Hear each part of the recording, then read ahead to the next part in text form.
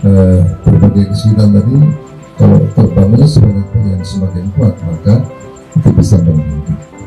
Saya pastikan itu bisa meningkat. Karena network itu bagian dari solusi ya.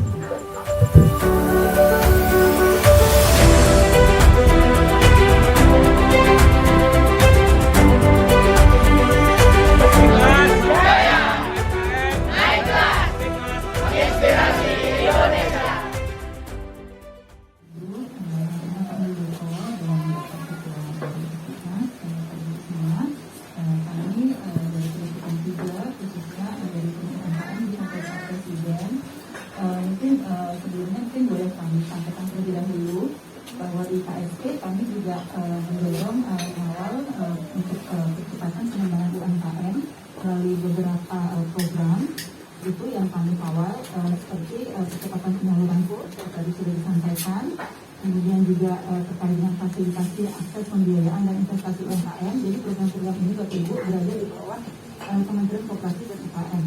Kemudian ada juga kami juga mengawal jumlah pelaku UMKM yang bisa difasilitasi untuk akses pembiayaan dan dalam rangka peningkatan kurs. Kemudian juga terkait data juga kami sangat concern dengan kaitan itu. Pada saat ini kami mengawal pendataan lengkap terkait dengan UMKM supaya kedepannya bisa diintegrasikan data-data UMKM yang tersebar di seluruh Indonesia.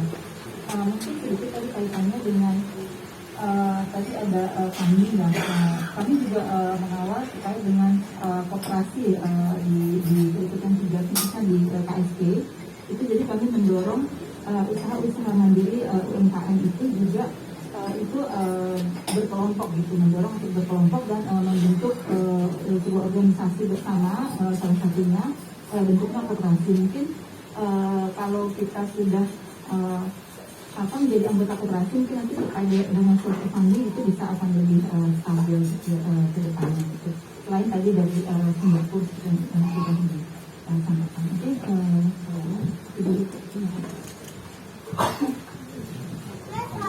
Baik, langsung Bapak, kalau ada arahan Pak, motivasi untuk teman-teman ini Pak, kami persilakan Pak.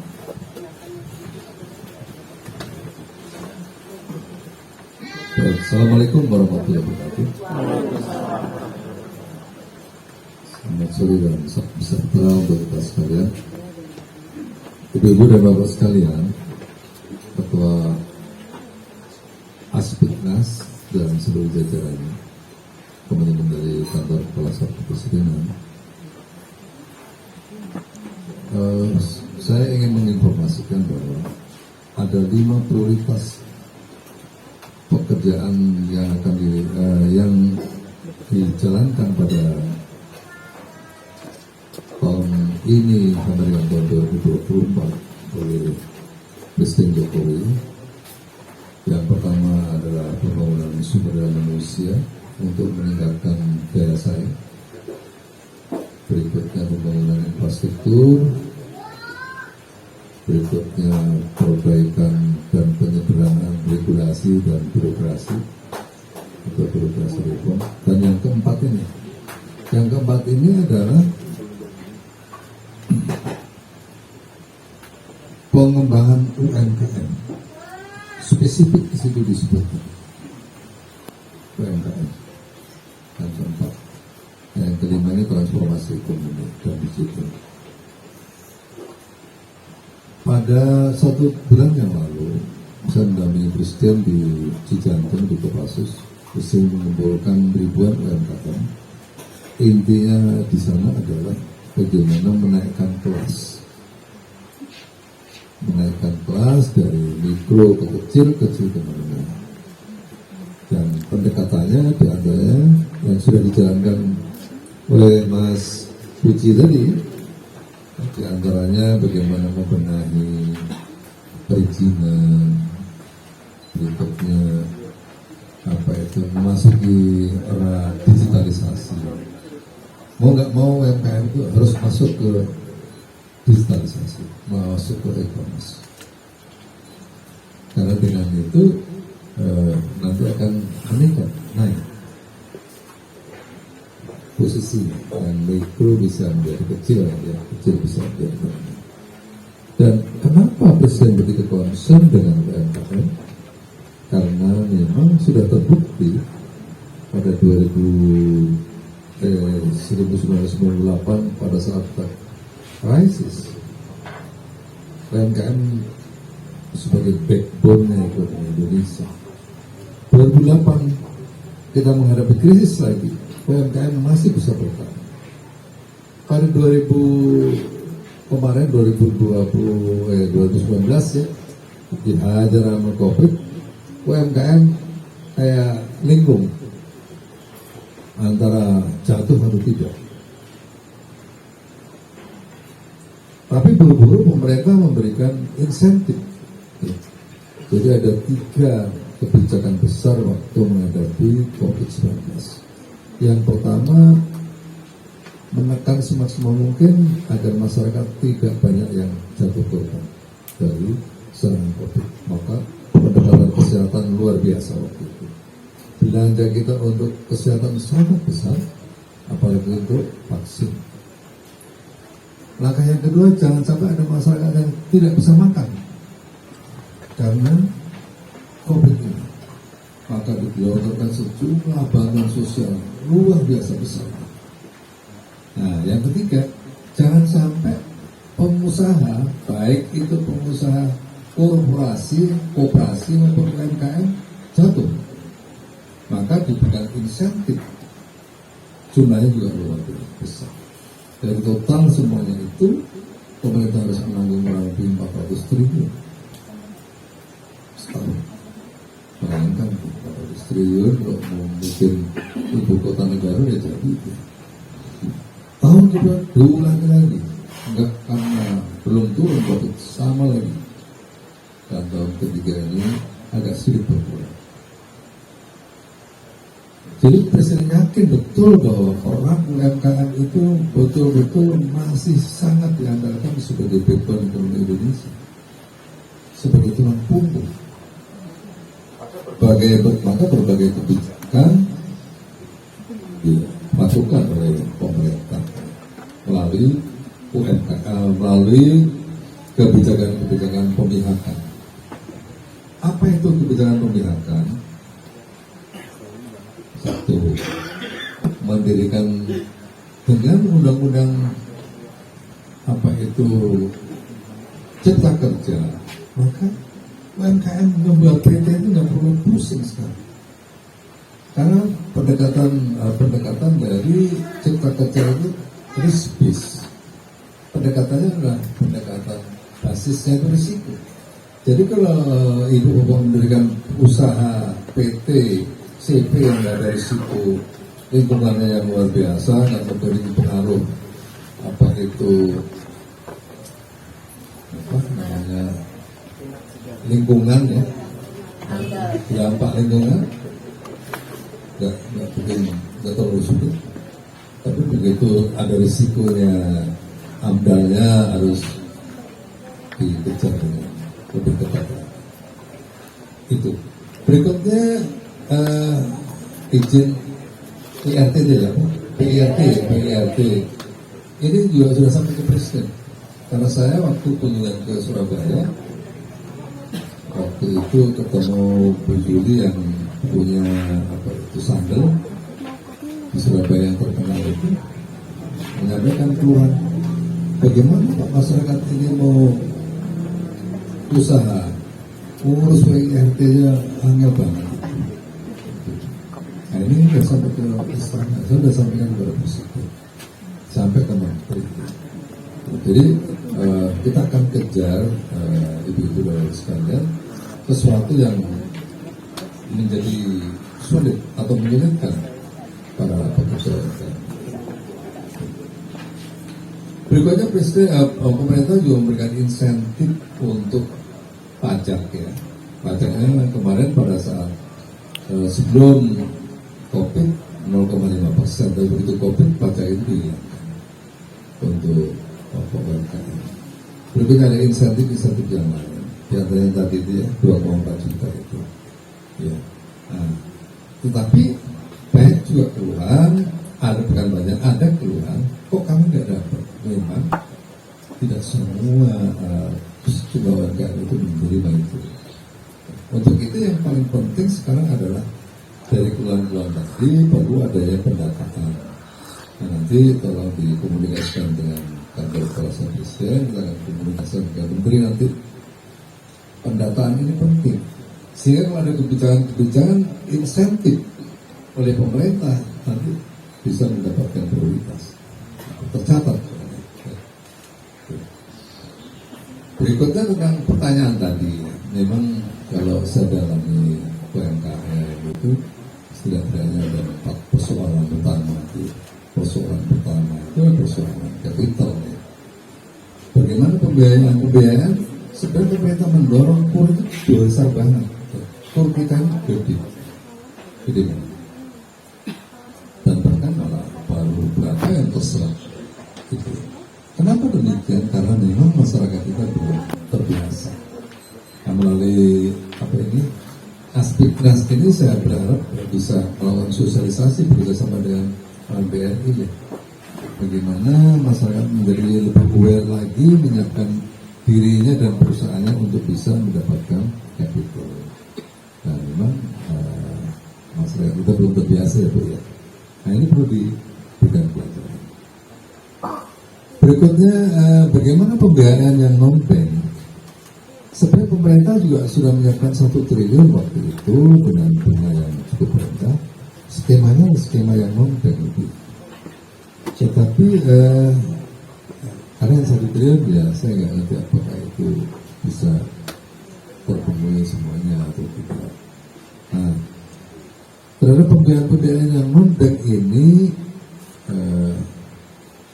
yang lebih legal lagi adalah koperasi. Karena di koperasi ada koperasi simpan pinjam ya. Karena kalau pembiayaan non-bank itu ini ada aturannya, OJK, nggak boleh sembarangan. Nanti ditangkap nanti dianggap apa itu praktek perbankan ilegal. Nah ini juga ada masalah. Mungkin ada biar formalnya dibentuk sebagai lembaga koperasi yang nanti bisa melakukan simpan pinjam. Pertanyaannya dari mana modalnya berikutnya? Nah, sekali lagi otoritas ini ada di Kementerian Pak Daten tadi ya. Nah, bisa karena di sana ada anggaran-anggaran yang bisa didistribusikan melalui koperasi. Jadi nanti perlu pendalaman Mas ya, Mas Puji ya. Berikutnya yang kedua tadi capital, yang kedua pembiayaan pelatihan. Anak saya dulu mendirikan sahabat UMKM. Awalnya karena yang nyuruh bapaknya ya, yang saya nyuruh kita biayain untuk apa itu pelatihan, sertifikasi, apa itu menaikkan kelas tadi berjalan. Sekarang berjalan lama-lama menjadi partner, ya, menjadi partner Kementerian Pariwisata itu. Terus sekarang dia sudah mulai mendapatkan pembiayaan dari CSR. Nah ini mungkin memang awalnya Mas Puji berjuang. Ya ini tadi saya mengapresiasi ya, biaya sendiri, urunan dari anggota, resource. Tapi kuncinya segera dikomunikasikan ke kementerian. Ini dicatat Bu ya. Nanti kita komunikasikan ke kementerian ya, ke Pariwisata maupun ke UMKM. Nanti akan mendapatkan ada menjadikan partner strategiknya menteri karena Anda adalah yang ikut membantu tugas menteri. Gitu. Jadi benar itu. Jadi tangan-tangan sampai penjaringan setelah ini betul-betul membantu tugas pemerintah. Pertanyaannya, ya, terus-terusan kamu nggak kuat Pak kan begitu? Ngeluh itu, mulus nih. Untuk itu, mari kita nanti coba komunikasikan dari kementerian. program-program pemberdayaan itu nanti kadang-kadang dapat bagian kuenya ya gitu ya. Nah, saya nggak ngerti persis karena memang itu kementerian teknis yang mengaturnya, tapi kami coba menjembatani nanti keluar nanti. Termasuk tadi ya sama ya pertanyaannya hampir-hampir ya. Persoalannya kita nggak persoalan di pembiayaan. Ya saya sudah paham itu. Tapi Mas juga nanti coba juga mengenalkan ke berbagai ini ya korporasi besar ya, korporasi besar yang dia punya CSR ya. Nah, ini sudah dibuktikan oleh anak saya di sahabat UMKM ini sudah mulai mendapatkan pembiayaan. Biasanya join Mas, bukan dikasih duit begitu enggak, join antara perusahaan yang mengeluarkan CSR itu dengan sahabat UMKM menjalankan misi untuk pemberdayaan UMKM itu. Betul. Itu sebagai catatan bagi kami, nanti akan kita komunikasikan. Terus sekali lagi saya ingin mengulang bahwa Presiden sungguh-sungguh sangat concern kepada pengembangan UMKM. Betul-betul beliau ingin mengangkat UMKM ini untuk segera selalu berubah, yang berubah naik kelas itu ya. Mungkin ada lagi, monggo. Silakan. Jadi Bapak, ada beberapa poin. Yang pertama soal koperasi, Bapak.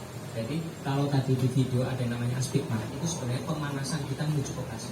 Jadi nanti minta tolong untuk dibantu channeling ke kementerian terkait dan dibantu dikawal. Itu yang pertama. Kemudian yang kedua, memang soal pelatihan-pelatihan tadi ya, selama ini memang benar-benar mandiri. Jadi saya hanya mengulang kembali bahwa tolong dibantu juga untuk channeling agar kita bisa mendapatkan kue tadi, anggaran dari sana, tapi nanti teman-teman siap secara energi, pikiran dan tenaga untuk kemudian mengoptimalkan anggaran itu dalam bentuk pelatihan dibantu dikawal juga Bapak. Dan yang terakhir soal CSR Bapak, sebenarnya di Banyumas itu ada forum CSR, tapi memang itu belum bisa kami menyentuh ke arah sana karena ada hal-hal tertentu yang memang kami belum bisa ngajak ke sana. Dan semoga sekali lagi mohon dikawal sama Pak Muldoko untuk bisa kita mengoptimalkan CSR tersebut di Banyumas khususnya untuk bisa didistribusikan dalam bentuk pelatihan-pelatihan pendampingan melalui aspirasi. Itu Pak Muldoko, jadi izin channeling dan juga izin dibantu dikawal. Terima kasih. Dari KSP ini pembiayaan Ventura itu gimana itu, bisa nggak masuki area seperti ini? Ada yang paham ya? Yang Ventura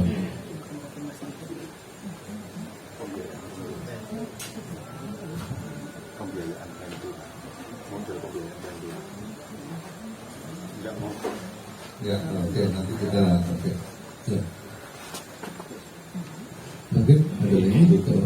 Ini Sambung. minta izin Pak, tadi Pak Rumati mulai tentang masalah outlet halal Pak. Oh iya, ya. Nah, itu juga bagian dari yang menyulitkan awalnya dalam halal itu. Ya, alhamdulillah sekarang udah mulai ada keringanan. Enggak Mas?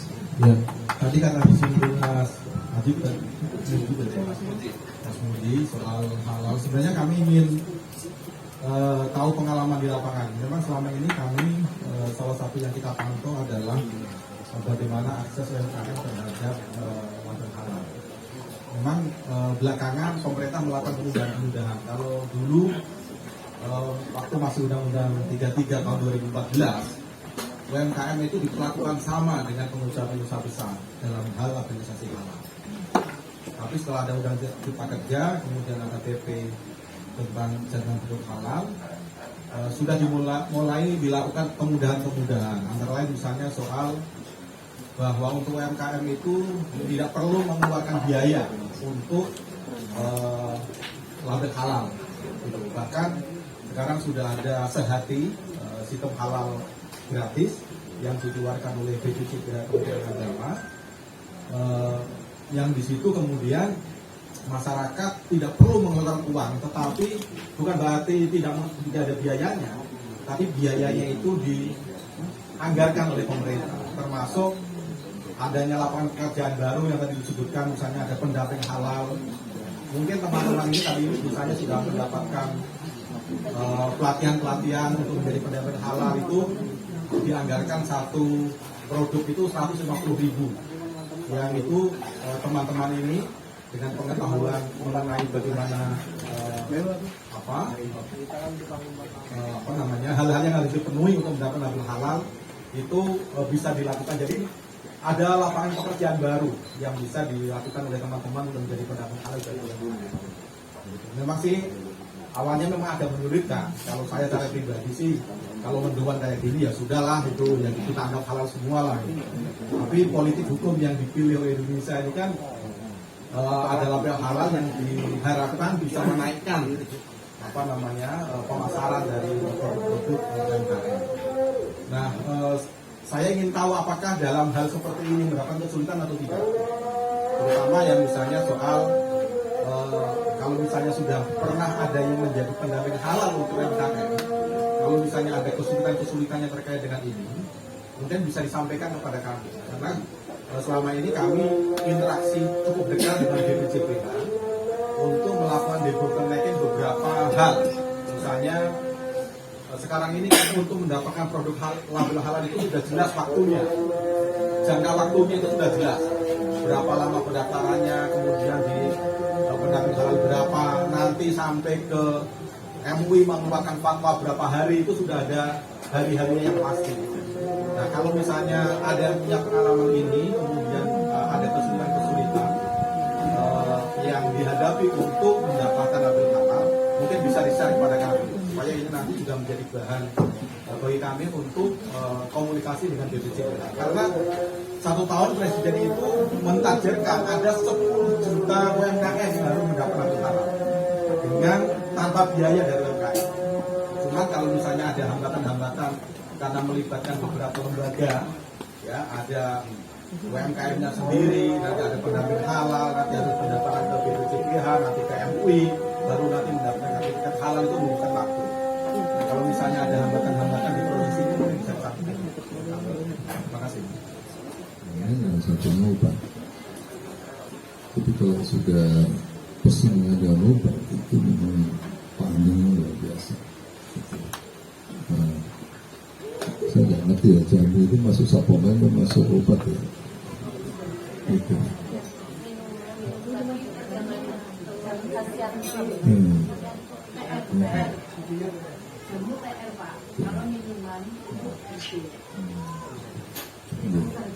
Iya.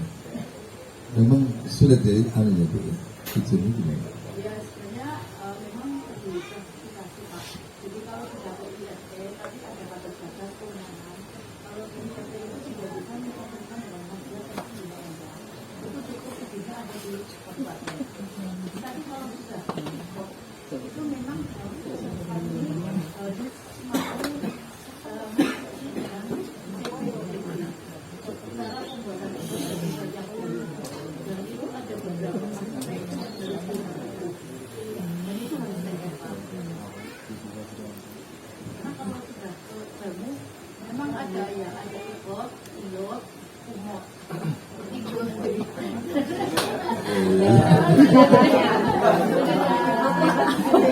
Karena ada jamu yang industri, ada jamu yang gendong kan. Ini caranya. Dan nanti ya yang gendong itu ya. Kalau yang gendong Bapak, kalau yang gendong sebenarnya itu cukup ya karena itu kan kalau gendong sifatnya itu kan jam minum ya langsung itu bisa izinnya ke ini saja ke enggak ke kabupaten. Tapi kalau misalnya cuma hanya untuk seharian lah, misalnya sekarang buat ya terus nanti sore habis itu tidak perlu pakai izin. Tidak bakal cuma ada pembinaan yang mendapatkan sertifikat ya itu di dinas kesehatan. Ini kemarin kan itu ya Mbak. Ini mungkin yang perlu disosialisasikan. Waktu saya kecil minum apa ya orang mati. Pengertian yang dilarang Sehat terus. Baik, terakhir dari saya yang pertama mewakili pemerintah saya ingin menyampaikan apresiasi, terima kasih banyak atas usaha-usaha yang telah dijalankan oleh Mas Puji beserta seluruh jajaran dalam organisasi apa tadi? Aspik Mas. Karena betul-betul telah membantu program pemerintah. Walaupun ada persoalan-persoalan tadi, nah ini nanti coba kami jembatani. Kita jembatani untuk dikomunikasikan ke Kementerian terkait. Tapi setidaknya memang panjenengan semuanya hadir di tengah-tengah para pengusaha UMKM itu betul-betul meringankan tugas pemerintah dan meringankan yang bersangkutan. Yang kedua, kita semua yakin, pemerintah sangat yakin bahwa UMKM itu backbone betul-betul nggak boleh runtuh. Begitu UMKM runtuh, ekonomi nasional akan runtuh. Maka menjadi tanggung jawab kita semuanya bergotong royong untuk menyelamatkan UMKM ini dari yang kemarin sempat semaput itu, goyang-goyang, pingsan gitu, hampir oleh gitu. Nah, tapi alhamdulillah dengan semangat Bapak Ibu semuanya di bawah pimpinan Mas Puji ini, Aspik Mas bisa memberikan yang terbaik bagi UMKM di Banyumas khususnya.